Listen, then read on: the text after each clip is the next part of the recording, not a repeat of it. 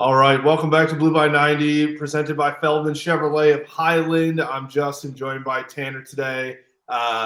Emergency podcast. I'm here from my Yes. parents' house. You're dialing in from Arizona on vacation over the holidays. But Michigan has hired Kyle Whittingham as the 22nd, I believe, head coach of the Michigan Wolverines football program. I would say just like watching this unfold yesterday, overwhelming positive feedback from, I mean, obviously the Michigan fan base, I think, is excited about it after everything that transpired. But just looking at like the college football talking media heads and et cetera, et cetera. Everyone has good things to say about Kyle Whittingham. And so I think there's a lot of excitement around this hire. Yeah, I think yesterday when I saw the news, I was like, man, I don't know, was a little down on it. But then, so I flew to Dallas for our connecting flight to get to Tucson yesterday. When I got off the plane or when we landed, I turned off airplane mode. I immediately go to 247 because it came out as I was leaving. I was like, okay. And just seeing the potential staff that he's bringing to Ann Arbor, I think is what's really exciting. Jason Beck has been mentioned. They averaged, they were top five in scoring offense They in averaged 40 points 2025. a game. Yeah. So for a fan base who's been clamoring for and they are more of a Jim Harbaugh-esque offense. Yeah. I think that's been kind of Whittingham's MO. They're going to be extremely physical, tough up front. We'll talk about the some of the other guys, but just seeing all that, I was like, you know what? Hell yeah. Like you probably saw it in the group chat. Like my tone kind of shifted a little bit because I didn't think he was, I didn't think he was going to go and just raid his successor's staff. Well, I would say this. I think that you probably had a similar reaction to a lot of fans because on the surface, you're seeing, okay, a 66-year-old guy who, I mean, to be honest, since he's been on the West Coast for so long, a lot of people probably, like, he's not like a very talked about name, all the time in college football. And when you're at Michigan, obviously, you're expecting, okay, we can get we should be able to go get the biggest name in college football. So on paper, you're like, all right, 66-year-old guy is getting, somewhat forced out at Utah. It seems like, is this the guy for us? Just a week ago or 2 weeks ago, he resigned from that job. Kind of looked like he was retiring, but then comes out and says that he's not retiring. So on the surface, it's a little like weird. But then to your point, you start digging in and you're like, okay, man, 20 plus years at Utah, won 10 games quite often there with I don't know what resources took Utah from the Mountain West to the Pac-12 to the Big 12 and won at every stop, with that. And then you talk about who he's bringing with him and you're like, all right, I can get behind this. Yeah, I mean, Jay Hill, I'm excited. We're recording this, it's almost 11 Eastern time, almost 9 o'clock Arizona time.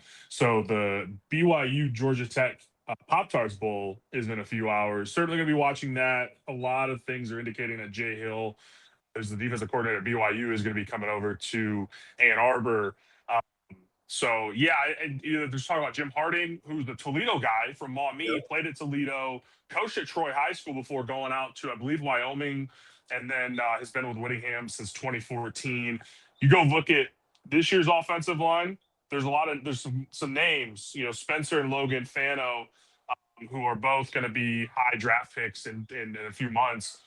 Names that Michigan fans are probably familiar with. So they've been a pain in the ass on the recruiting trail.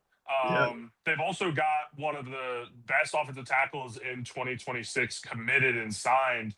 I don't know exactly how you say it, Kevin Obot from Idaho. So Michigan was in on him as well. So Jim Harding, there's been rumors that he's going to be joining, but also that Utah might try to make a play to keep him because the offensive coordinator spot's going to be vacant. So yeah, the staff, I mean, Alfred staying, huge. Yeah. Sounds like Espo's staying. I think I saw his son was pretty fired up, who's committed to Michigan. So I think there's a world where you can, you can't just bring everybody over from Utah and BYU, right? Like you have to have a presence outside of that area to be able to recruit. And I know money speaks today, but you still got to have some relationships with coaches in the areas that you're recruiting. So, you know, uh, this is off the wall, but do you keep Kerry Coombs on just for recruiting? Like, poor guy, by the way. I don't know if we've even talked about him much on our last show. That was a blur, but He poor guy, like man. he like got to he's forgotten about in all of this right now because he got to Ann Arbor and immediately the whole program blew up. Just blew up, yeah. And so yeah, maybe you do. I don't know. I mean, obviously, special teams, was one of the things that needed to be addressed the most from this past year's team. So yeah, maybe you do. I don't know. I think that I like from a culture fit. I think Whittingham fits really well, both for just the type of character and person that he is, but also the type of football that he plays. Right. I think, getting back to our trenches, that's where you win. I watched the Lions game on whatever that was, Thursday on Christmas Day. They look like a shell of a team, but they have talent all over the place except for the offensive line, and they couldn't do anything, and so you win in the trenches, right? Like that's and that's true of all football, but especially in Ann Arbor. Right. And a lot of people talk about it. And yes, I want to see Michigan throwing the ball and get explosive plays in the pass game. But at the same time, when it comes to November and that weather's a little, rain spitting, some sleet, maybe, it's a little more difficult. The wind's howling. Like you got to be able to run the football. So, but I do think that they're extremely balanced. And I think Devin Dampier from Utah, like when I watched them this year, he's not the most physical guy. He doesn't have the biggest arm, the strongest arm, but they got a lot out of him this year. I think he threw 22 touchdowns, 5 picks, 3,000 yards, basically a JJ McCarthy type stat line. Yeah. Just the yards per attempt were a little bit lower, but you think about Bryce Underwood, and there's probably some work to be done there. But man, you talk about like if you're willing to play for Brown, like come on, this seems like a massive upgrade.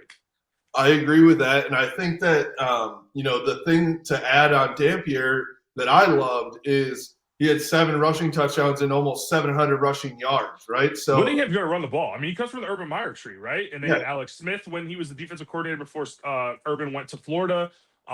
They've always had success with their quarterbacks running the ball, except for like a couple years. And last year they went 5-7, but they lost like 3 or 4 quarterbacks throughout the years. So they've always had success on the ground.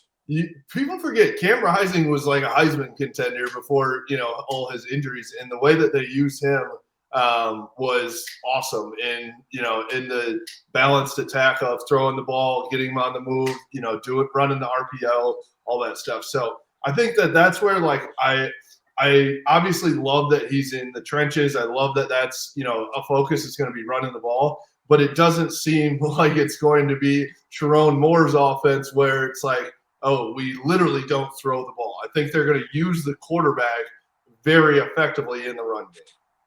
Yeah, sorry, Emery, my daughter, just came over to the French store and was just staring at me.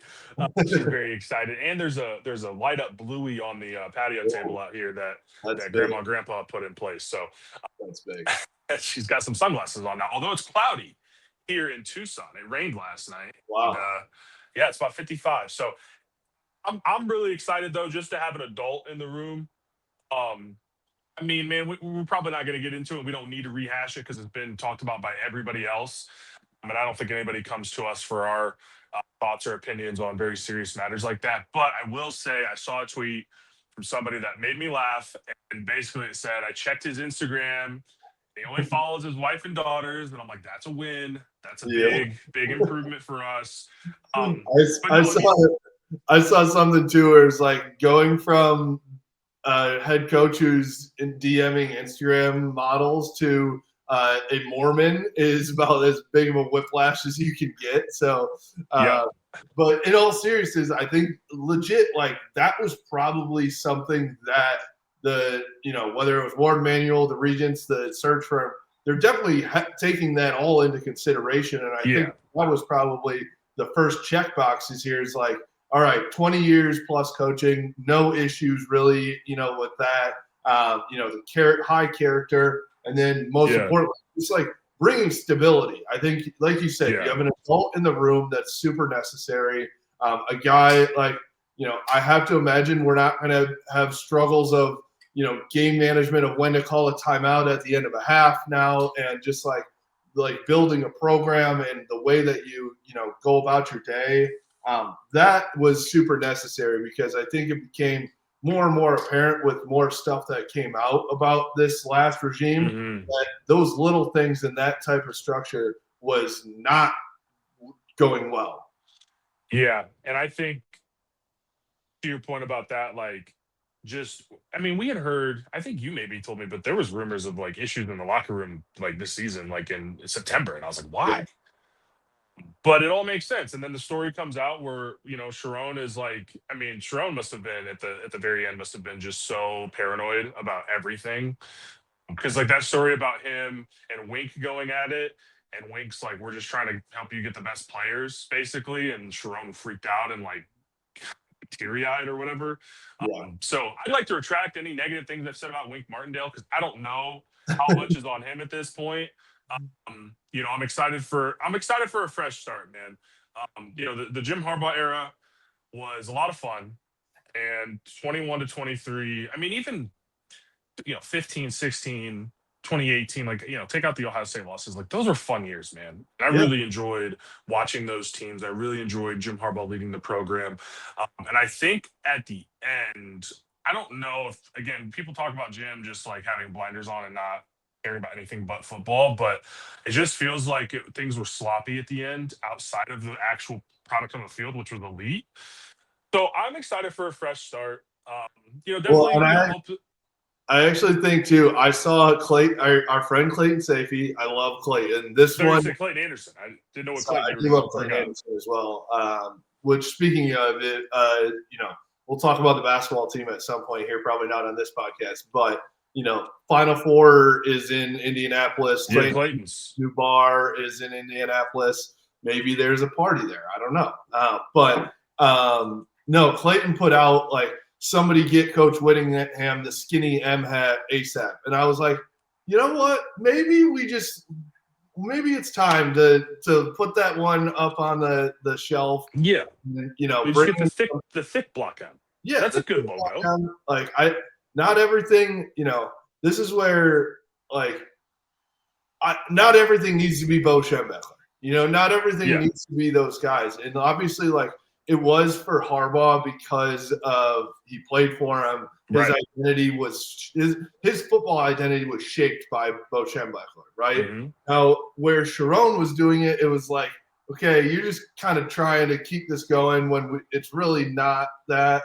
And so now I'm like, Kyle Whittingham is 66 and has his own identity. Let's bring that. I want him to bring that to Ann Arbor, and he can become his own legend, a little bit in Ann Arbor if he can set us up for a stability and set us up for the future. Yeah. No, the one real con probably, maybe there's a few. There was always going to be that with basically every hire, even with DeBoer. DeBoer's run game was an issue that about leading up to the potential of him coming to Ann Arbor. I think, obviously his age, right? But I think it plays both ways, right? Because, coaches are going to negatively recruit him, even though he just signed a 5-year deal. Seems very energized and ready to go, which I think is a good thing, obviously. But also being 66 years old, playing in the NFL, coaching in college for as long as he did. Have you ever heard anything negative about the University of Utah program? Like, there's been things here or there. Like the guy who was just announced head coach, he had an issue a few years ago, I think. It was pretty minor in the grand scheme of what can come out these days, but you never really hear a peep. So it's going to be a well-coached program, not just on the field, but in terms of just the guys in the locker room, and you're just hopefully not going to have. Dude, the last 5 years, the stories coming out have just been like embarrassing. That's what it's been. It's just like I'm looking forward to not having to do that. Yeah, it's been one thing after the other. I think that's where, I think we can appreciate the Jim Harbaugh era because it brought us a lot of joy and a lot of wins. And all that. But I think it's also okay to say, all right, let's, end that era. We can, think highly of it with on-field play and whatever. Let's end that. Let's move on to a different era. Both things can be true, right? And I think that, yes, there's the talk about Whittingham. He's 66, but at the end of this 5-year contract, if we get to that point, he'll be 71. Nick Saban, I'm not saying he's Nick Saban. Nick Saban won a national title at 69 years old. Kurt Cignetti is 64 and is dominating college football, building a program up for the first time. So I think, and then you look at the Joel Klatt video of him talking about, Whittingham kicked his ass on the Peloton, and he's just like this chiseled old guy that's like Grizzly Adams. I feel like he's still super energized and like certified badass. Like I just love the identity that he brings. And so like on paper, the 66 years old looks like an issue. But I have no issue with that at all. And I think, let's be honest with ourselves. This is not a 10 to 15 year hire. This is a hire to stabilize the program, bring an identity back, and then you work in the next 4 to 5 years to either bring in a coordinator that you groom to be the next head coach, or, you're working the system to, all right, who's the next guy that's going to be, that we're going to bring in as the head coach. Yeah, maybe Kalen DeBoer in 5 years. Who knows? Yeah. Maybe the timing will finally work out. Right. Which is funny too, because I have it on very, very good authority that if Bama loses that game to Oklahoma, which they're down 17-0 at halftime, I genuinely believe that Kalen DeBoer would have been the head coach of Michigan. Yeah, he would have come here 100%. And so this is the sidebar. By the way, so I just want to talk and looking at Twitter yesterday, and I try not to look at it as much because there's so much stupidity, but like, you kind of need to be on there to see what's going on and like what rumors are out there for Michigan. One, I don't remember ever being this invested in Michigan State hiring Pat Fitzgerald. I don't give a shit. The amount of people, they're like, Barstool Michigan account, which they follow me. Shout out to them. I know it changes every year. They still follow me. I appreciate you guys. But they tweeted that he's an elite recruiter. I disagree on that. We'll see with resources at Michigan what Whittingham looks like recruiting. He's been a solid recruiter. They've gotten some big time guys. Yeah. But so like I saw these Michigan State accounts because the For You page brings you whatever, and it's like, the fact they think he's an elite recruiter, blah blah blah. Anyways, I didn't care that they got a guy who went 4-20 the last 2 full years of college football. Good for them. Very exciting times. I think 14-31 over the last 4 years he coached. So, really, really big hire for them. But also, like, all the Alabama fans were like, oh, I thought it was going to be DeBoer. I thought it was going to be DeBoer. Yeah, if Alabama had lost, it probably was going to be DeBoer. And honestly, I don't know what you think, but the rumors are is that Michigan was still waiting. And then some things that were said by some people in the program currently spooked the donors. And they're like, well, we probably should hire a coach now. Because if that didn't happen, I bet we're not doing this podcast, and they're still waiting for the Rose Bowl. Yeah, and I think there's probably a ton of things that happen inside, but also just the timing. The transfer portal's opening up in 5 days. But you have to recruit your team. Yeah, right. You have to have somebody that's going to be at the, you have to know what you're telling the guys on your roster to say, hey, don't go in the portal because we have this person here, instead of like, oh, we, just wait a couple more days. Like it's just not going to work. Yeah. So the timing is it's always funny because the timing does determine so much in college football. That's wise for Michigan and Kalen DeBoer. Yeah, I'm super excited about Whittingham, but DeBoer is always my number one. He was my number one 2 years ago. You can vouch for me. I told you I wanted DeBoer even before knowing what the Sherrone Moore era would be. Like I told you at that time. Yeah. So, my worst nightmare is that Marcus Freeman goes to the NFL and that Kalen DeBoer goes to Notre Dame. I'm going to be so pissed. But anyways, enough about the other coaches. I'm very excited to have Kyle Whittingham. I think it's much better than a Jeff Brom hire, if I'm being honest. And I know that all came out that it wasn't real, But at the time, I'm like, oh, okay, this is the route they're gonna go. And Ron English is the defensive coordinator, and I remember how Ron English was, he left Eastern Michigan, and I'm like, that doesn't seem great. I know Ron English isn't gonna come to Michigan in that scenario, but like, doesn't give me a lot of confidence in his hiring ability. Yeah. So yeah, this is a much better alternative. Honestly, of the guys that were available outside of DeBoer and Dillingham, and I think, look, I mean, Utah beat the shit out of Arizona State this year. I think Dillingham's got a lot of potential. I think he's going to be a great coach for a long time. Outside of those two guys, this is about as good as I could have asked for as I sit back and really look into it, think about it. Don't just fire off an emotional tweet at 8 in the morning yesterday. And, I mean, listen. If you look at Utah, who they played in their schedule this year, and how it went out. They lost to BYU and Texas Tech, right? So it's they lost to BYU by 3. Otherwise, they're in the playoff, and we probably don't get Whittingham. Right, like that's where like this isn't some guy that's being run out of town because he was so bad that they need to like get rid of him. I've seen multiple things from Utah beat writers that are like, Utah completely screwed this up, and now Michigan is benefiting from it. So yeah, I think there are a lot of Utah people that are pissed that he's leaving. I think they really like that OC, Stolly, I think it is, that Utah now has as their head coach. But I mean, he was the DC, Morgan Scalley, I think, he'd been the DC forever. It's really like that. What is it? The Family Guy clip where he has 2 boxes and one box is unknown, the other box has $1 million, and Lois Griffin is like, Peter, just get the $1 million. He's like, what about the other one? It could be $1 million.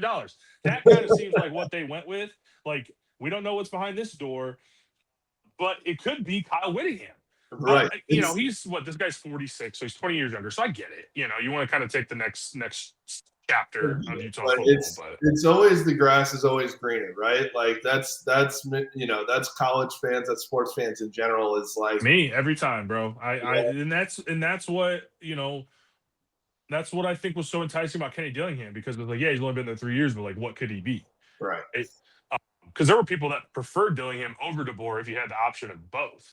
I think because of it's like, well, Caleb DeBoer almost won the national championship at Washington. Right. Washington hadn't been in that position in, they went to the playoffs 1 year, but they hadn't been in that position in 3 decades. So I think we're all very fickle and what have you done for me lately? This is a good hire. Overall, it's like not a sexy hire at all, right? It's you're not getting the Dillingham who's coming in, with higher energy, young guy that's like got, the potential is through the roof, but this is about as high of a floor as you can get. Yes. Right. This is 9-3, 10-2 floor. Exactly. Like the guy has proven to win 10 games quite often. And that's out of Utah where, let's just be honest, they're not going to be, when he started, they were in the Mountain West. Right. Yep. And so, I think just from a money standpoint, I think here's my guess is as soon as he goes to the podium for his opening press conference, every Michigan fan is going to fall in love. I think because super well-spoken guy, the wise old man type guy, for the reasons that everyone's loving on Biff Poggi, I think people are gonna love Whittingham very, very similarly, because he's gonna have like this stern look. He's going to come in and be like, we're going to do this, that, and this, right? And like, it's, he's going to come in with an exact plan of how he's going to do it. And so I really do feel like as soon as, my guess is he does some interview in the booth during the bowl game, right? And people are going to love it. Yeah. No, if you're giving me a choice of the 66-year-old, we'll take the guy that's won for 20 plus years as a head coach and played in the NFL, and, now that it's over, I don't want to be disrespectful, but there have been a lot of things that have come out. So maybe I do want to be disrespectful. I don't know. The people who were actually like wanting Biff Poggi to be the head coach at Michigan, what are we doing, guys? Come on. Like, our great friend of the podcast, Jake Butt, was like, I know he's tight with Henry Poggi, but it's like, Jake, no, No. Jake, Devin Gardner was the same way. And I'm like, guys, what are we talking I about love here? I love both those guys. Jake is a great friend. I think he let his friendships get in the way of logic at this point with that one. But I think also it's two things can be true about Biff. It can be true, and I don't know about some things that just came out about him. Like that is, I'm putting that aside for a second here when I say Yeah. this. It's true that he was instrumental in keeping this staff, the rest of the staff, and the players together during this 2-3 week stretch, right? And I know that he was instrumental in the culture. Right. He changed the culture with Harbaugh. After 2020, he came in and was very helpful there. Like he's been instrumental to this program in being that, advisor, culture, vibes guy. It's also okay to say that he did that, but is also not a good fit for the head coach, or is not maybe deserving of the head coach. Yeah. Both those things. Never. I couldn't believe some of the people that were kind of shilling for Biff, and I like Biff coming in and what he helped do. He's a part of that run. Um, but yeah, it was never going to happen. It never should have happened. It never should have. Yeah, give him an interview, but like, I'm sorry, that's just not.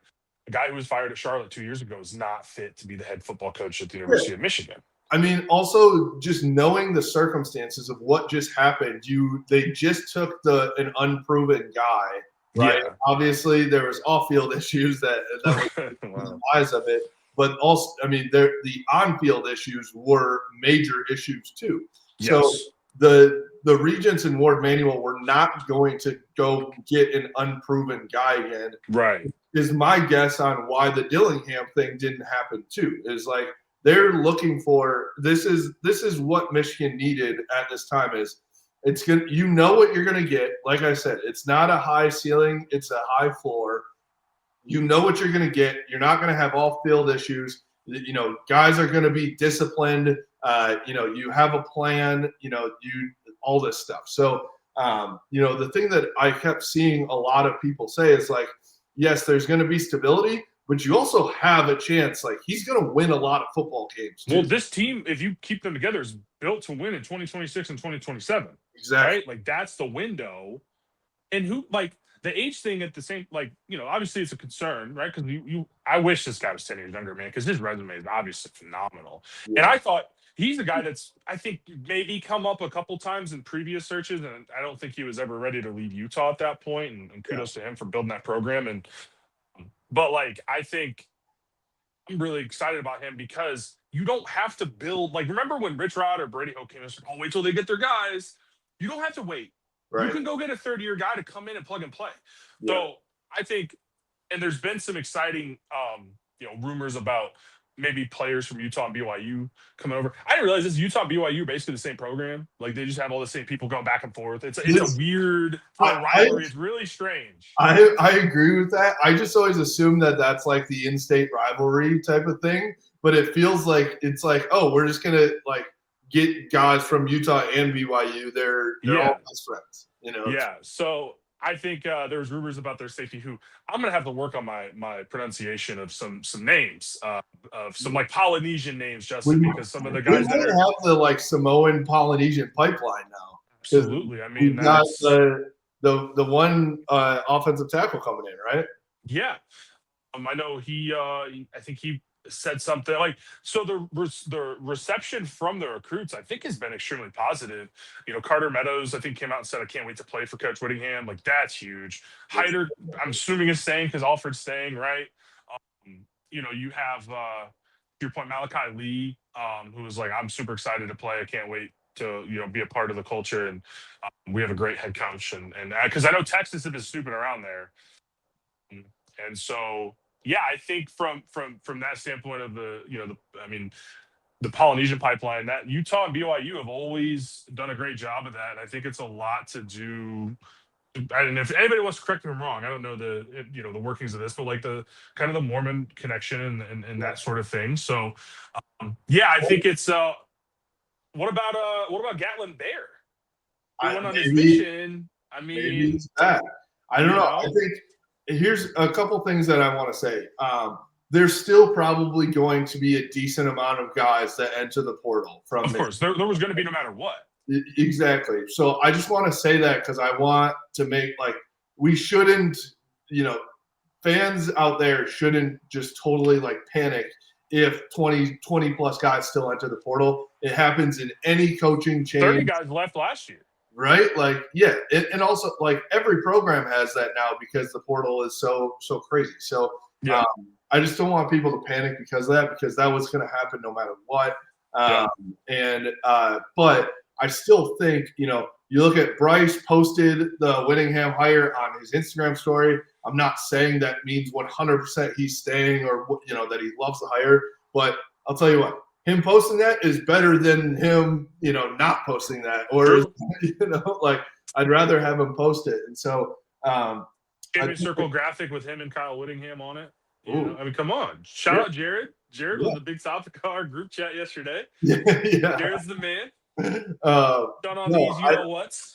I mean, I think that there's, I do think, shout out to Champion Circle. I think that they're going to be super instrumental in handling what happens in the next, 7 days, 10 days, right, of the portal opening and, after the bowl game. But to your point, I do think that the majority of guys are going to like what they see in Whittingham and want to be a part of this. You talked about our young offensive line. You have to imagine most of those guys are going to say, hey, this is a great situation for me. Same with the running backs, the defensive line, as you mentioned. I think it's rumored that Bellamy might stick around. I think Marsh was super tight with Bellamy. So, again, who knows if, with an actual passing offense, maybe Ron can sell it. And I thought Ron did a good job, with this recruiting class. So that might be great on the trail lately. I'll be, I know that we all have our issues with how our receivers have played on the field, but yeah, it's a different situation. So, I think it seems like most, I saw Jalen Pyle tweeted and said, let's get to work, Coach Whittingham, all that type of stuff. So my gut tells me, especially I know that Sharon was good on the trail. My gut tells me that Whittingham's going to get to Ann Arbor. He's going to have these conversations with these kids, and the parents are going to be all in, right? They're going to be like, oh my God, this is a guy that, I can really feel comfortable sending my son to, which after what just transpired with the last regime, that is one of the most important things. It's you have to gain the trust of these parents, players' parents, to say, yes, I want my kid in Ann Arbor with this coaching staff. Yeah, I'm excited to see how it all pans out. I think there have been rumors of Courtney Morgan, no matter what, maybe coming to Michigan. I think that would be a call I would have made immediately if I was Whittingham, because I think Courtney Morgan did a fantastic job when he was at Michigan. He was instrumental in getting Michigan Mason Graham. He's got a lot of connections all throughout the country. So I think from a coaching staff perspective, I want to see some guys with different ties to different parts of the country that can help the other guys who mainly focus on the West Coast and in Utah. But I think if you have a guy like Courtney Morgan as the GM, that might be an A++ hire. Yeah, I agree. I think the key to Whittingham's success is going to be him surrounding himself with, great recruiters, great coordinators, which just be the CEO. Just be the CEO, be the adult in the room that we've all been needing, right? So I think that's going to be, the major key. Shout out DJ Khaled, major key. Suffering from success. Exactly. But no, man, I think overall, here's what I would say is I don't know, given the circumstances, I don't know that outside of, even like you said, DeBoer had his own issues, right? You weren't going to get the Jim Harbaugh hire where, Jim Harbaugh coming to Michigan was a total anomaly. He literally was in the Super Bowl and then came to Ann Arbor almost immediately following that. And so that shit just doesn't happen. And so especially given the circumstances, you weren't going to go get this perfect, number one guy on the board. And I think that given everything that's gone on, this was an awesome hire. I still go back to a lot of people saying like, man, with everything that went on for Michigan to land Whittingham, it's like it's the perfect best case scenario for them. Yeah, we fell up the stairs. Yeah, right? Like that's kind of what it feels like. I mean, and I'll say this. I obviously hate Urban Meyer with every piece of my body, but if Urban Meyer is condoning if he's like, hey, this guy is the guy. 2 years ago, he said he's the best coach in college football. I know they're friends from Urban's Utah days, whatever, but Urban knows some shit. He's a proven winner. So there are a lot. Utah's been so consistent for 20. I mean, dude, our entire lives basically. Right. They've been extremely consistent. They've had some years here or there that were maybe blips, but he's won 10 games. 3 or 4 out of the last 5 years or something like that. Like the guy can win. Really excited. I mean, dude, think about how many times like a favored USC or Oregon team would play Utah, and Utah would just smack the shit out of them physically, right? Like that's Michigan football. Yeah. And yeah, we got Bryce Underwood, but I don't want to see Michigan sling the rock. But to your point earlier, like they can run the quarterback. So I think I'm really excited about if they can keep everybody together the short term, but also to your point, the stabilization of the long term for Michigan football and just getting away from some of the nonsense that was going on in the building. I think having a fresh plate is going to be amazing. I'll tell you what, I am excited to see what kind of gear Coach Whittingham is going to wear. Is he going to wear the thick M? Is he going to wear the helmet on the hat? I don't know, man. You know what I mean? So I don't know that the black gear maybe will stay. I don't know. We'll see. Well, I got some. I'll tell you what. I have some Michigan Jordan stuff that's like real dark. Like if you wear it with other navy, it's like wow, that looks black. But if you wear it with black, you can tell it's navy. So maybe he goes that route. I don't know. Maybe I don't know. Either way, I mean, overall, obviously, we've said it now for 40 minutes, but overall, great hire. Very excited to see what happens in the next 6 months.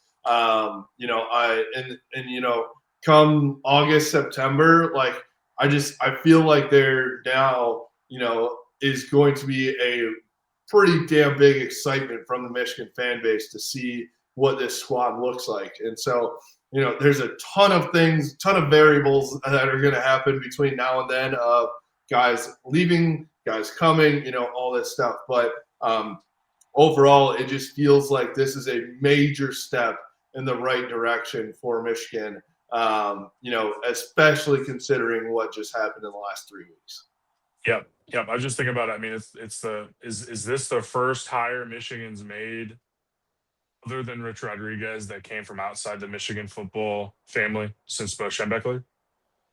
Yeah, seriously. I mean, I think it was necessary. It was to a point here with everything that's gone on. It's like, all right, we need somebody. Let's not talk about that Michigan man thing. Yeah. Let's just go get the best person to lead our program, right? And it feels like they did a good job at that. They got one of the best 5 guys out there in terms of what Michigan was looking for in this search, I think. Yeah, 100%. And so I don't know. You got to give it up to Ward Manuel and the search firm and the regents or whoever really was leading this search.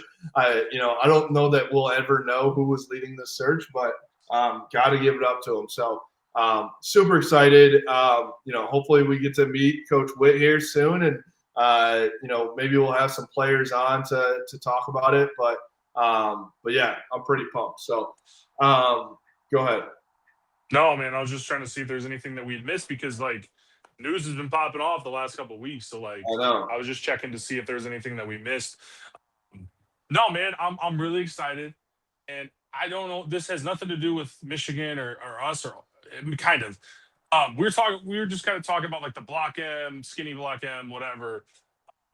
You watched the Oklahoma Alabama game, right? And why is Brent Venables wearing a hoodie with just the Jordan wings? That felt with a basketball on it. Yeah, I mean, look, I got a bunch of Air Jordans. Michigan wears Jordan just like Oklahoma does, but if I see a coach wear the Wings logo in a playoff game, I'm going to lose my mind. I mean, That said, I would love a maize and blue version of that hoodie. that's I think true. but I'm not coaching. Right. That was very strange to me. I don't think I would wear it when my team is playing the biggest game of the year, on national TV. I just thought it was a ridiculous look. Like, yeah, we're both Jordan teams, Jordan jerseys, but like, guys, come on. Yeah. Come on. I will say, speaking of that, I am excited to see like Coach Whittingham's look on the sideline because I do think it's just like that tough, the gray beard. I think he's gonna look sick in the amazing blue. Yeah. No, I'm excited for everything that's going to happen. I'll say this: nice to feel good about Michigan football for the first time in 2.5 weeks. Some upside because even before everything went down, you didn't feel good coming out of the season. Obviously, losing to Ohio State is one thing, but losing the way you did and not scoring a touchdown, like you just didn't feel good about what the next 2 years is going to bring. So I think this brings just a huge spark of energy. It actually it saves the Bryce Underwood, era a little bit, or at least it gives it, a new life. It did feel like we were going to waste him. Yeah, I mean I don't know if he's going to stay, but he's got a lot better chance to reach his goals with this staff than he did with the previous one, in my opinion. I mean, I think that it is so easy for right now for Whittingham to come in and say, "Hey, Bryce, look what I've done. Like this is like hard evidence that I can use you the right way." Like that's super exciting. I'd be shocked, not shocked, but I'd be surprised if Bryce Underwood isn't the quarterback next year. But who knows? Crazier things have happened, right? Well, the last 2 weeks have happened, right? Yeah, exactly. But all right, go ahead. I was just gonna say, it just feels good to feel good about things. And it was a rough couple of weeks, and the group chats were very in despair. And so now it's looking forward to coaching hires, which is fun, man. I mean, the fun time right after a coach is hired is this right now because when Jim Harbaugh got hired, it's like, oh, who's he gonna get? And, it's like, oh, you got Tim Drevno, he's gonna be good, right? Like those kinds of things. So hopefully it worked out better with the initial hires for Whittingham. But no, like this is fun. It's just fun to have a reset. It's gonna be fun to hear who's coming over, reading all the message boards and rumors. And it's optimistic. It's very optimistic. So that's the fun part. I'm mostly excited that people will stop asking me about the Sharon incident and stop texting me every day who I think the coach is going to be. So you're the swanky meme. Yeah, literally. Like that is my phone. Very excited to be able to talk about something else for a change. So basketball soon, man. That team. That's right. And we got hoops coming up. I bet you Whittingham's going to make an appearance here at a game soon. Maybe after the bowl game. So got a run of so they play McNeese State on the 29th, and then they have USC. I want to say 3 games in 8 days in the Big Ten. At the start of the year, which is nice because I've been sick of having to wait a week, 8 days to watch the team play. There was nothing we needed more than to watch Dusty May during all this stuff, and we only got 2 games. Who did they even play on the 21st? LaSalle? Yes, LaSalle. That was so just needed that, man. I mean, even though they were going to win by 40 no matter what, needed that badly. Literal one, score 100, win by 50, just crazy. But yeah. All right. Well, shout out to Woodson Whiskey. Thank you to Feldman Chevrolet of Highland. Maybe we get Coach Whittingham in a Feldman Chevrolet. He seems like a Silverado kind of guy. Oh, country. I'll tell you what, they got some Silverados. So absolutely, yeah, we'll have to get him over to the dealership and talk to Jason. So for us, you can follow us at Blue by 90 on Twitter, Instagram, Facebook, at Blue by 90 Podcast on YouTube, and BlueBy90.com. We appreciate you. Go Blue. Go Blue.